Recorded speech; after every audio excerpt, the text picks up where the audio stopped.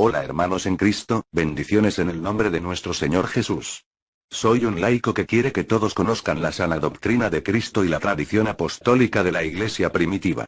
Este vídeo, como todos los que estoy elaborando, son hechas con las Santas Escrituras, para la cual recomiendo que usen la Biblia de Jerusalén por tener traducciones basadas en los textos originales. Estos tienen un lenguaje más de estudio y es aceptada tanto como cristianos católicos y protestantes. También pueden encontrarla en su versión por internet. 7 pruebas bíblicas de que San Pedro fue el primer papa. Los católicos siempre hemos profesado que San Pedro fue el primer papa, mayordomo, obispo, y que sus sucesores, los posteriores obispos de Roma, tienen la misma función.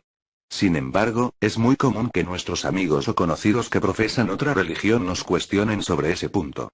Prepárate, porque hoy te enseñaremos 7 pruebas bíblicas de que San Pedro fue el primer papa. Primera prueba: Jesús le cambia el nombre a Simón. En el transcurso de toda la Biblia Dios ha cambiado el nombre a ciertas personas. Esto lo hace para indicarle su identidad, su propósito aquí en la tierra, su vocación, o su ministerio. Como fue el ejemplo de Abraham: recibió de Dios el nombre de Abraham, que quiere decir que Dios lo hará, el padre de las naciones. Génesis 17, 5. Sarai recibió de Dios el nombre de Sara, que quiere decir princesa y que será la madre de los reyes. Génesis 17, 16. Jacob recibió el nombre de Israel, que quiere decir poder de Dios, porque Jacob luchó con Dios y con los hombres, y venció. Génesis 32, 28. De la misma manera, en el Nuevo Testamento vemos que Jesús solamente cambió el nombre a Pedro, dándole su nueva identidad en Juan 1, 42. Jesús, fijando su mirada en él, le dijo: Tú eres Simón, el hijo de Juan. Tú te llamarás Cefas, que quiere decir piedra. Cefas está en arameo. Si recordamos, los apóstoles hablaban arameo y Jesús siempre se dirigió a ellos en arameo.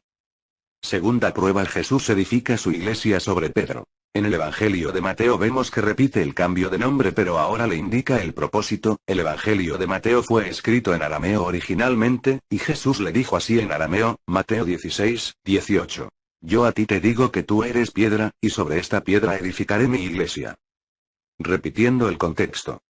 Jesús le dijo a Simón: Tú eres Pedro, Cefas, y sobre esta piedra edificaré mi iglesia. Afirmando lo que enseñan la Sagrada Escritura, Pablo de Tarso siempre llamó a Pedro con el nombre de Cefas, de la misma manera que lo hizo Jesús. Esta palabra hebrea helenizada del arameo Cefas, no era un nombre propio, pero Pablo se lo asigna como tal. Gálatas 1, 18, luego, de allí a 3 años, subí a Jerusalén para conocer a Cefas y permanecí 15 días en su compañía. Gálatas 2, 9, y reconociendo la gracia que me había sido concedida, Santiago, Cefas y Juan, que eran considerados como columnas.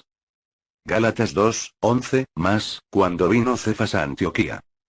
Corintios 1, 12, me refiero a que cada uno de vosotros dice: Yo soy de Pablo, yo de Apolo, yo de Cefas, yo de Cristo.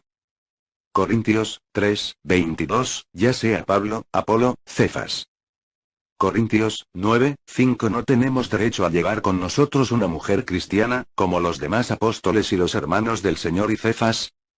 En arameo no existe una separación de piedra y Pedro, por lo tanto es un nuevo nombre que Cristo inventó, porque ni en arameo ni en hebreo existe el nombre de Pedro, sino más bien Cefas, es un objeto, que es piedra, roca, peñasco, o sea, Jesús nombra a Pedro como a una roca maciza, firme y grande. Los hermanos me han dicho: Cristo no fundó la iglesia sobre Pedro, porque hubiera dicho: sobre este Pedro edificaré mi iglesia. Pero como ya vimos, Jesús no habló nuestro idioma, sino el arameo y el hebreo, entonces para su mayor comprensión dice así. Mateo 16, 18. Tú eres Cefas, y sobre este Cefas edificaré mi iglesia. Y las puertas del Hades no prevalecerán contra ella. Como vimos, la palabra de Dios es clara. Pablo ratifica las enseñanzas de Jesús. Pero siempre surgen los anticristos que quieren dividir o cambiar las enseñanzas de Jesús. Muchos protestantes argumentan: cuando se tradujo el Evangelio de Mateo al griego, se tradujo la palabra Kefas a Petros, que significa piedra en masculino, o bien, como a los hermanos separados les gusta, también tiene el otro significado de piedrita, pero ignoraríamos que Jesús no se dirigió en griego a sus apóstoles, por lo que queda descartado el sujeto de piedrita, porque Jesús dijo Cefas, no Ebna, que significa piedrita en arameo. En griego existe la palabra Petra, que quiere decir también piedra en femenino, o bien, tiene el otro significado de piedra grande, y la traducción del Evangelio de Mateo al griego fue así. Mateo 16, 18. Tú eres Petros, masculino, y sobre esta Petra, femenino, edificaré mi iglesia y... Aunque así están las palabras en griego, el traductor del Evangelio de Mateo, utilizó Petros para referirse a Pedro en masculino, y Petra para referenciar la piedra sobre la que se edificaría la iglesia en femenino, pero sabiendo que el arameo que utilizó Jesús, no hay diferenciación y utilizó solo la palabra Cefas en este pasaje, el traductor no puso piedra en femenino para referirse a Pedro, pues obviamente los que leían en griego hubieran pensado que Simón hubiera sido una mujer. Aunque también en griego existe la palabra litos, esta solo se utilizó en varios pasajes, como cuando iban a apedrear a la mujer adúltera, Juan 8, 7, litos se utilizaba para referirse también a una piedra chica, o una piedra no firme. Entonces esta teoría la descartamos, repito, la descartamos en el nombre de Jesús, pues Jesús no habló en griego. Tercera prueba: Jesús le da las llaves a Pedro. Yo te daré las llaves del reino de los cielos. Todo lo que ates en la tierra, quedará atado en el cielo, y todo lo que desates en la tierra, quedará desatado en el cielo. Mateo 16, 19. ¿Cómo entender este pasaje? Las llaves en Mateo 16, 19 son simbólicas, porque sabemos que Jesús no tenía llaves en ese momento, sino que lo dijo para cumplir una profecía más de las Escrituras, y sabiendo que él es el descendiente del rey David, sabía como todo judío que los reyes entregaban las llaves a sus mayordomos, quienes tenían su confianza en el cuidado de su casa. Ejemplos: Isaías 36,22, Eliakim, hijo de Hilquías, mayordomo de palacio, el secretario Sebna. Génesis 39,4, José ganó su favor y entró a su servicio, y su señor le puso al frente de su casa y todo cuanto tenía se lo confió. Cristo es el rey ahora, descendiente legítimo del rey David, y Pedro es el claro mayordomo de Cristo. Todo rey tenía su mayordomo, y Jesús, por ser rey, elige a Pedro, y no a todos sus apóstoles, porque solo tenía que haber un mayordomo. Jesús es el que tiene la llave de David, Apocalipsis 3,7, pero sabemos que Cristo no es el mayordomo, sino el rey que las entregó. Sabemos que Isaías vino a profetizar a Cristo, pero en Isaías 22, no se menciona al Mesías, sino al mayordomo del palacio. Entonces podemos interpretar lo siguiente. Cristo es el rey, y como todo rey tenía su casa, ahora la casa del rey Jesús es la iglesia, el nuevo pacto de Dios con los hombres, el principio del reino de los cielos. Entonces Jesús hace mayordomo de su casa a Pedro, tomando el ejemplo de Eliakim, al otorgarle a él y solo a él, las llaves de su casa, y pondré las llaves de la casa de David sobre su hombro, y abrirá y nadie cerrará, y cerrará y nadie abrirá. Y todo lo que ates en la tierra quedará atado en el cielo, y todo lo que desates en la tierra quedará desatado en el cielo. Para los primeros cristianos esto era algo muy grande, porque sabían que el cargo de mayordomo implicaba tener un poder enorme. Un dato importante. Todos los apóstoles recibieron el poder de atar y desatar, Mateo 18, 18, pero solo Pedro recibió las llaves. Cuarta prueba. Jesús confirma a Pedro como pastor visible de su iglesia y confirma la autoridad para guiar. En este pasaje entenderemos que Jesús le dice a Pedro enfrente a los apóstoles para que todos escuchen, es más, lo repite 3 veces para que no tengan duda. Juan 21, 15. Después de haber comido, dice Jesús a Simón Pedro: Simón de Juan, ¿me amas más que estos? Le dice él: Sí, Señor, tú sabes que te quiero. Le dice Jesús: apacienta mis corderos. Vuelve a decirle por segunda vez: Simón de Juan, ¿me amas? Le dice él: Sí, Señor, tú sabes que te quiero. Le dice Jesús: apacienta mis ovejas. Le dice por tercera vez: Simón de Juan, ¿me quieres? Se entristeció Pedro de que le preguntase por tercera vez: ¿me quieres? Y le dijo: Señor, tú lo sabes todo. Tú sabes que te quiero. Le dice Jesús: apacienta mis ovejas. Esto también lo habíamos escuchado anteriormente, Lucas 22, 32. Pero yo he rogado por ti, para que tu fe no desfallezca. Y tú, cuando hayas vuelto, confirma a tus hermanos. Quinta prueba: Pedro siempre es el primero en la lista de los apóstoles. En el Nuevo Testamento se cita varias veces la lista de todos los apóstoles. Revisa rápidamente los siguientes pasajes. Mateo 10, 2, los nombres de los 12 apóstoles son estos. Primero Simón, llamado Pedro, y su hermano Andrés. Santiago el de Zebedeo y su hermano Juan. Marcos 3, 16, 19, instituyó a los 12 y puso a Simón el nombre de Pedro, a Santiago el de Zebedeo. Lucas 6, 13, 16. Cuando se hizo de día, llamó a sus discípulos, y eligió 12 de entre ellos, a los que llamó también apóstoles.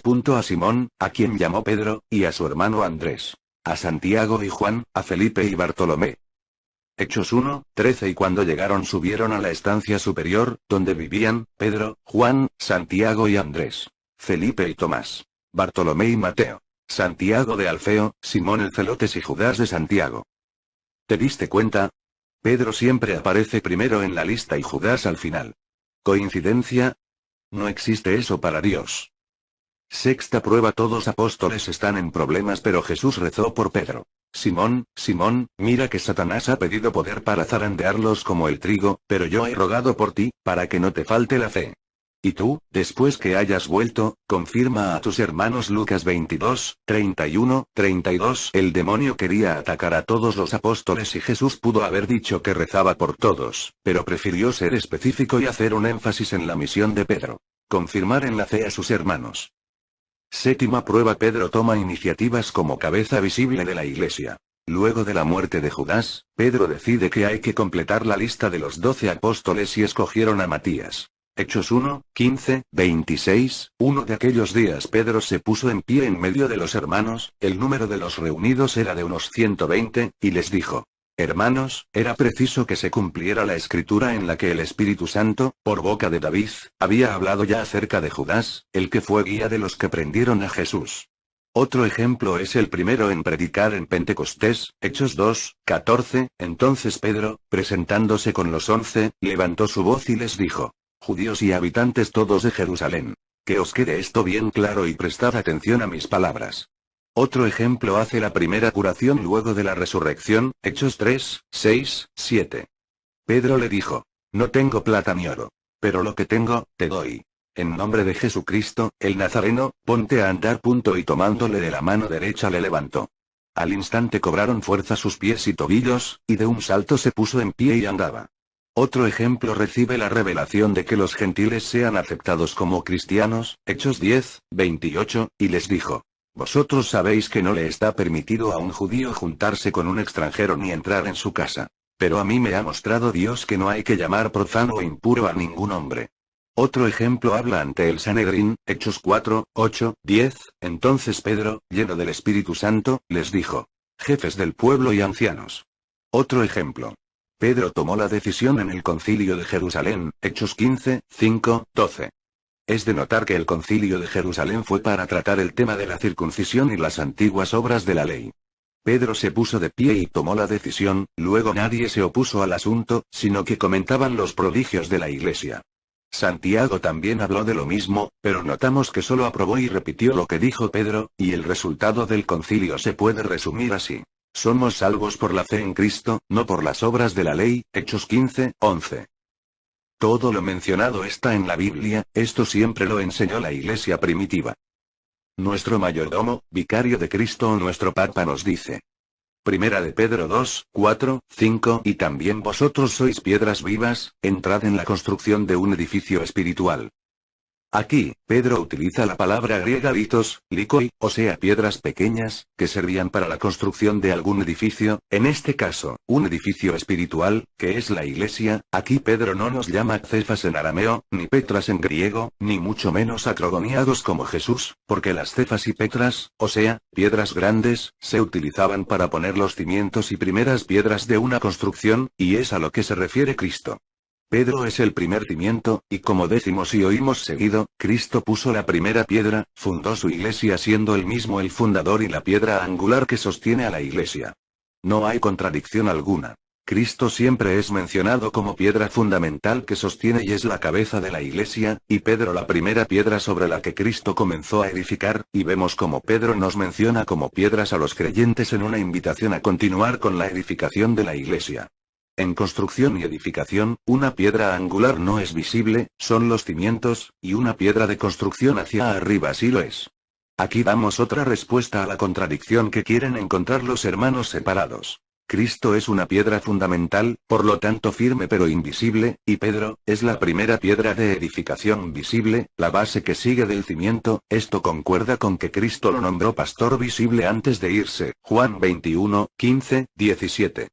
Ya después de ver tantas piedras en la palabra de Dios, podríamos ejemplificar la idea bíblica de la siguiente manera, teniendo en cuenta que el edificio es espiritual y no verdaderas piedras minerales. Bueno hermanos, compartan este video y suscríbanse a mi canal. Si desean algún tema en especial me lo mandan por inbox. Para mí es un placer transmitir las enseñanzas de la iglesia primitiva. Somos cristianos, católicos, evangélicos, apostólicos y pentecostales. Cristianos por Cristo porque es nuestro único Señor y Salvador, católicos porque la Iglesia de Cristo es universal, evangélicos porque nuestra vida debe tener la base de los evangelios de Cristo, apostólicos porque está fundada en la oración y la predicación de los apóstoles, en la autoridad que les fue dada por el mismo Cristo, y pentecostal porque debemos tener un Pentecostés en nuestras vidas, para que el poder del Espíritu Santo venza la carnalidad que tenemos. Dios los bendiga. Jesús, Hijo de Dios,